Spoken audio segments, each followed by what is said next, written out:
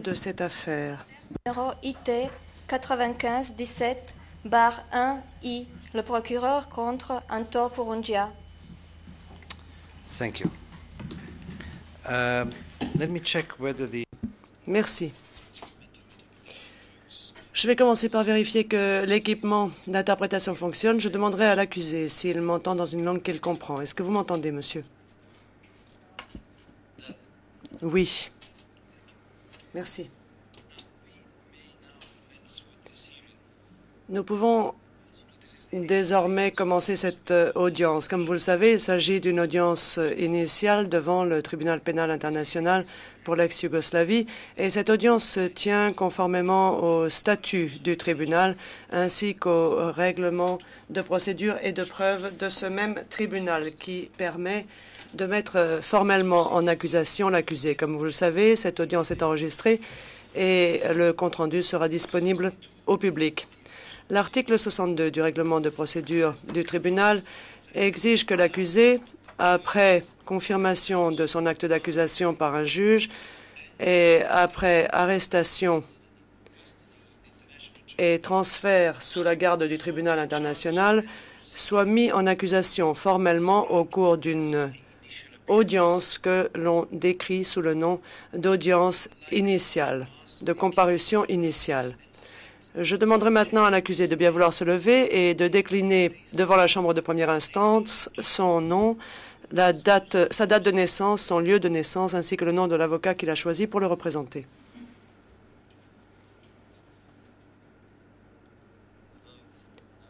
Je m'appelle Anto Furungia. Je suis né le 8 juillet 1969 à Travnik, dans la municipalité de Travnik.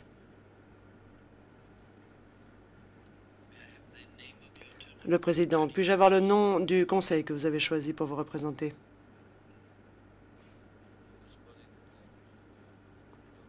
L'accusé, M. Yoka. Le président, merci. L'accusé, je vous en prie. Le président, puis-je avoir les présentations du côté du bureau du procureur? Maître Harmon, bonjour, Monsieur le Président, Madame, Messieurs les juges, Conseil de la défense. Je m'appelle Mark Harmon et je représente l'accusation cet après-midi au cours de cette audience. Le Président, merci. Je m'adresse maintenant au Conseil de la défense et je lui demanderai d'abord de se présenter. Pouvez-vous vous présenter, Monsieur, en épelant votre nom, je vous prie? Et je vous prierai également d'indiquer de quel barreau vous relevez.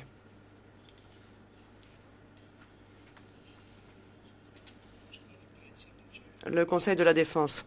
Monsieur le Président, membre de la Chambre de première instance, membre du bureau du procureur, je m'appelle Srdjan Yoka, je viens de Croatie et je relève du barreau de la République de Croatie.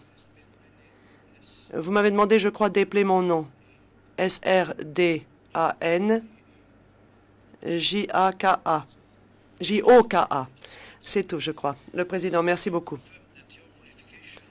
Pouvez-vous confirmer que vos qualifications, votre mandat et tous les autres documents nécessaires ont été fournis au greffe de notre tribunal? Le Conseil de la défense, oui, je le confirme. Et j'ajoute que mon nom figure sur les noms des avocats qui peuvent être commis d'office. Le Président, merci. Eh bien, je vais maintenant vous dire quelques mots au sujet du règlement qui régit nos travaux cet après-midi. Je tenterai de les résumer le plus rapidement possible. Comme vous le savez, l'article 20 du statut du tribunal pénal international exige de nous, entre autres, que, premièrement, nous persuadions que les droits de l'accusé sont respectés. Deuxièmement, que nous confirmions la mise en accusation de l'accusé. Et troisièmement, que nous demandions à l'accusé de dire de quelle façon il va plaider par rapport aux charges qui figurent contre lui dans l'acte d'accusation. Vous savez également que les droits de l'accusé sont définis dans l'article 21 du statut du tribunal.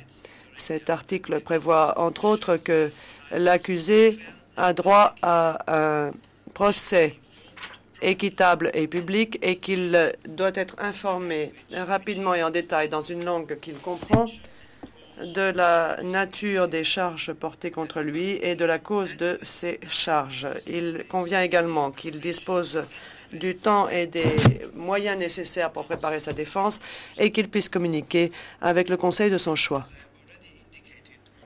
Comme je l'ai déjà indiqué, l'article 62 de notre règlement de procédure et de preuve, du règlement de procédure et de preuve de ce tribunal, régit les comparutions initiales. La Chambre de première instance doit se convaincre que les droits de l'accusé à un conseil sont respectés. L'acte d'accusation doit être lu à l'accusé dans une langue qu'il parle ou comprend. Et la Chambre d'instance doit être convaincue que l'accusé a bien compris l'acte d'accusation, après quoi il est exigé de nous que nous demandions à l'accusé de nous dire s'il plaide coupable ou non coupable pour chacun des chefs d'accusation. Au cas où l'accusé ne stipulerait pas de quelle façon il plaide, nous sommes autorisés à plaider non coupable en son nom. Au cas où l'accusé plaide non coupable, nous demandons au greffe de fixer une date pour le procès et au cas où l'accusé plaide coupable, nous demandons au greffe d'établir une date pour la définition préliminaire d'une sentence.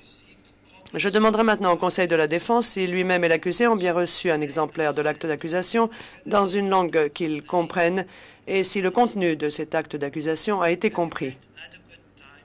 Avez-vous disposé du temps nécessaire pour consulter votre client préalablement à cette audience de comparution initiale, maître?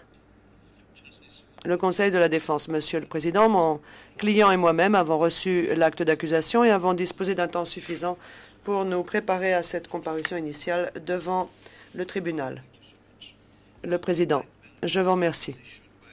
L'acte d'accusation, comme vous le savez, a été délivré le 2 novembre 1995 par le procureur et a été confirmé par le juge Gabriel Kirk MacDonald le 10 novembre 1995. Le juge MacDonald a également ordonné que l'acte d'accusation ne soit pas rendu public.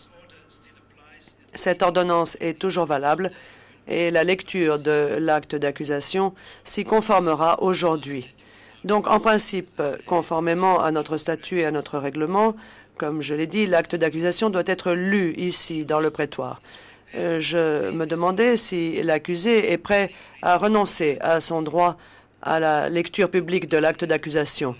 Je me demandais s'il avait eu des contacts avec son Conseil de la défense sur ce sujet.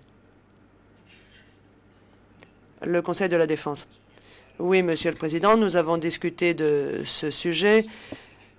Pour mon client, l'objet des débats est tout à fait clair, donc je pense que de notre côté, il n'y a aucune nécessité de donner lecture de l'acte d'accusation.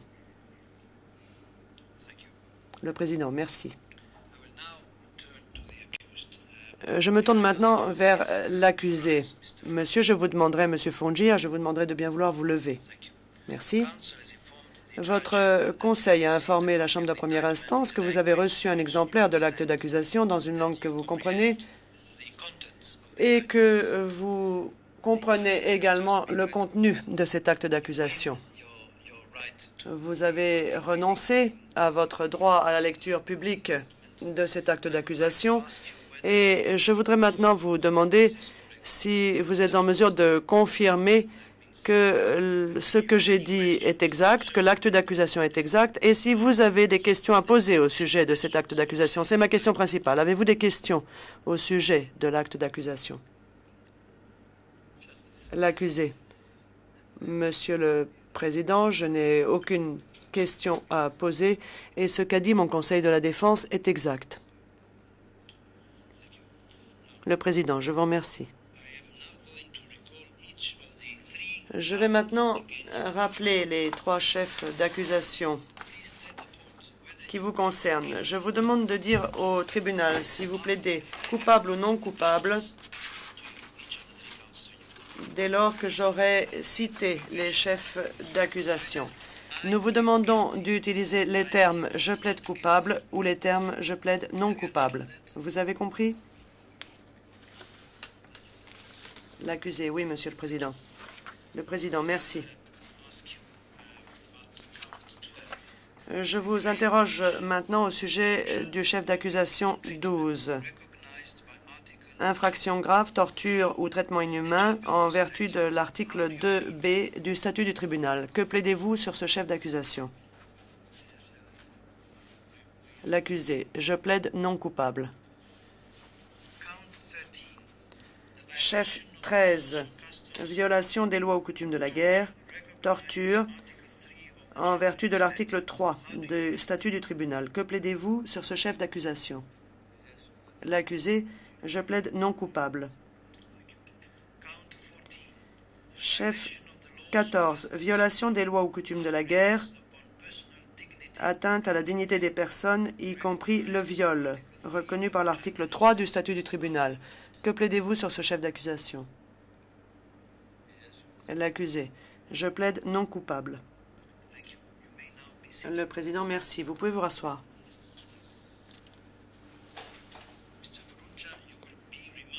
Monsieur Furungia, vous serez maintenant remis à la garde du tribunal et détenu dans les locaux de détention du tribunal jusqu'à nouvel ordre. Je demande au greffe de prendre note de la façon dont l'accusé a décidé de plaider.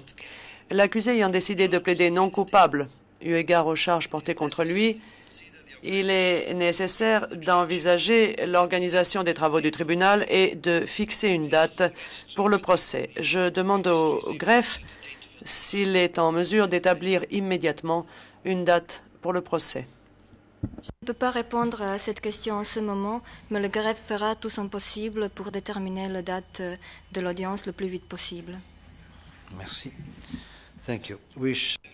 Le Président, merci.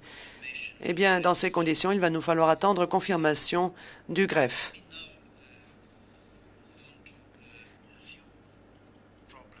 Je voudrais maintenant passer à l'examen d'un certain nombre de questions. Je commencerai par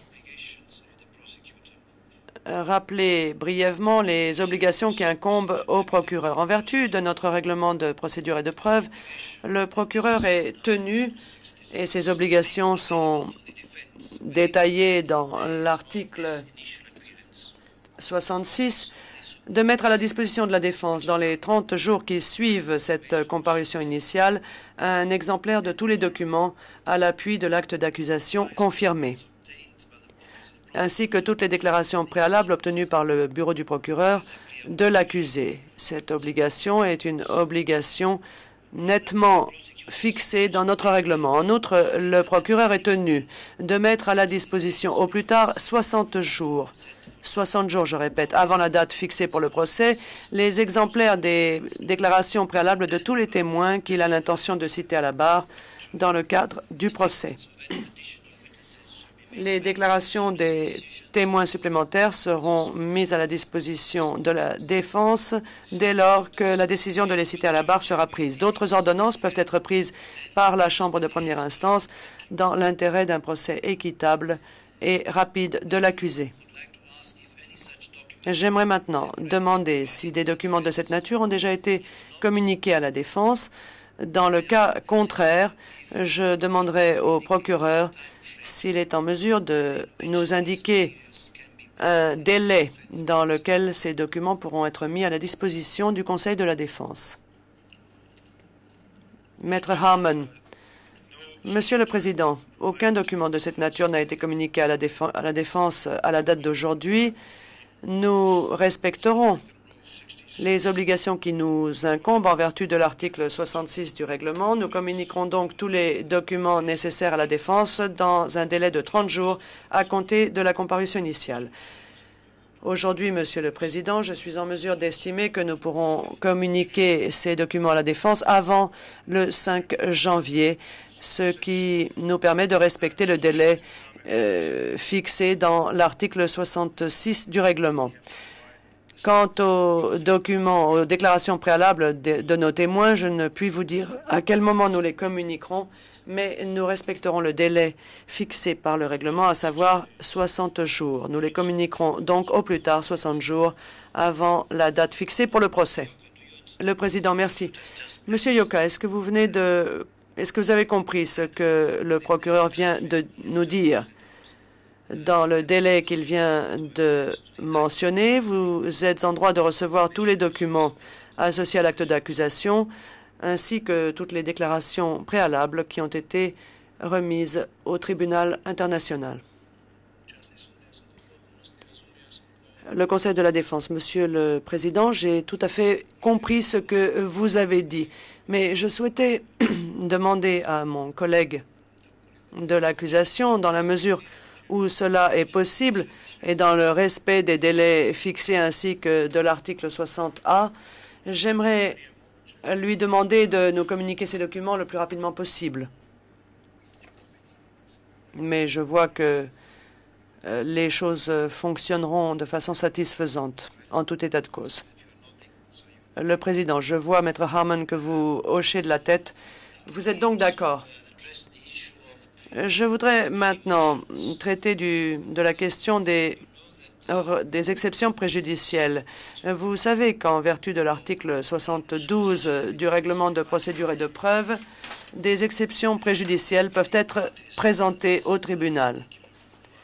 Les deux parties, en vertu de cet article du règlement, disposent de 60 jours à partir du jour de communication par le procureur à la défense de tous les documents et toutes déclarations préalables mentionnées à l'article 66A, donc d'un délai de 60 jours pour déposer des exceptions préjudicielles s'il y en a. D'autres requêtes peuvent être déposées dans le cadre de l'article 73.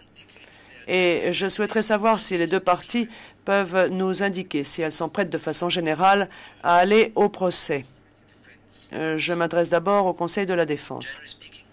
De façon générale, êtes-vous prêt à aller au procès dès que ces questions seront réglées? Le Conseil de la Défense, bien entendu, il est dans notre intérêt que le procès débute le plus rapidement possible. Le Président, merci. Maître Harmon, Monsieur le Président, après les audiences et décisions nécessaires eu égard aux exceptions préjudicielles, nous serons prêts à aller au procès. Le Président, merci beaucoup. Il y a encore un point qui nous intéresse eu égard à l'organisation des travaux de ce tribunal, et il s'agit de l'organisation des conférences de mise en état, qui, comme vous le savez, revêtent une grande importance. Nous devrions donc pouvoir fixer la date d'une conférence de mise en état qui nous permettra d'examiner plus en détail l'état de préparation des deux parties pour le procès et de régler éventuellement d'autres questions en suspens. Je me demandais si le procureur pouvait nous proposer une date pour cette conférence de mise en état. Êtes-vous en mesure de proposer une date aujourd'hui? Maître Harmon, Monsieur le Président, non, je ne le suis pas. Dans l'immédiat, je n'ai pas encore la moindre idée quant à la complexité des exceptions préjudicielles. Peut-être serait-il bon de disposer d'abord des exceptions préjudicielles pour fixer la date d'une conférence de mise en état. Mais si vous souhaitez que nous fixions cette date de conférence de mise en état avant d'avoir vu les exceptions préjudicielles, eh bien, Monsieur le Président, sans calendrier sous la main, je proposerai peut-être une date à la fin du mois de janvier. D'ici là, nous aurons respecté nos obligations de communication de pièces à la défense. La défense aura pu examiner les documents à l'appui de l'acte d'accusation et une conférence de mise en état pourra sans doute être envisagée à cette date. Le Président. Merci. Est-ce que le Conseil de la Défense a des propositions eu égard à une date possible pour une conférence de mise en état? Le Conseil de la Défense. Monsieur le Président, nous avons l'intention de faire preuve de la plus grande coopération et nous sommes à la disposition du tribunal en ce qui concerne les dates. Le Président, je vous remercie. Eh bien, du côté des juges, nous avions pensé à deux dates possibles. La première serait le 13 février dans l'après-midi, 13 février, et la deuxième, si le 13 février ne convient pas aux parties, serait le 16 mars à 8h30 du matin. Bien entendu, nous préférerions la date du 13 février, car le plus tôt sera le mieux. Maître Harman, les deux dates conviennent à l'accusation, Monsieur le Président. En ce qui me concerne, les deux dates sont tout à fait équivalentes. Le Président, et du côté de la défense? La défense, nous sommes tout à fait prêts à accepter la première date et également la seconde.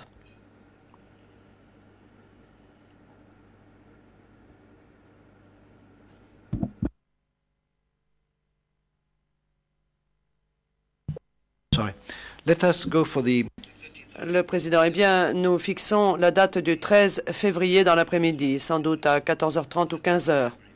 13 février, donc, pour la conférence de mise en état. Il en est donc ainsi décidé. J'aimerais maintenant prier les deux parties de bien vouloir notifier le greffe et par là même la Chambre de première instance de tout problème qui pourrait se poser à elle, de façon à ce que nous puissions régler ces problèmes et assurer un procès équitable et rapide. Car nous sommes fermement convaincus que l'accusé jouit du droit fondamental d'avoir un procès équitable et rapide. Je demande maintenant aux deux parties si elles ont encore des questions à soulever. Je vous en prie. Avez-vous des questions? Le Conseil de la Défense. Dans ce contexte, Monsieur le Président, je n'en ai pas, mais si vous me permettez, puisque c'est ma première comparution ici, j'aurais un élément d'éclaircissement à vous demander. Je n'ai pas bien compris ce que vous avez dit au début de cette audience. Est-ce que cet acte d'accusation est public aujourd'hui en vertu de l'article 53 du règlement de procédure et de preuve, ou est-ce qu'il est toujours confidentiel? Je vous remercie. Le Président, non, l'acte d'accusation est public. Une ordonnance a été rendue hier, si je ne m'abuse, et cette ordonnance rend public certaines des parties de l'acte d'accusation, les autres demeurant confidentielles. Donc, les parties de l'acte d'accusation qui portent sur votre client sont publiques, maître. Avez-vous d'autres questions? Le Conseil de la Défense, non, Monsieur le Président, je vous remercie. Le Président, merci. Et le procureur, Maître Harman, je n'ai pas d'autres questions, Monsieur le Président. Le Président, merci. Est-ce que mes collègues souhaitent poser des questions? Pas de questions? Non? Eh bien, dans ce cas, l'audience est suspendue.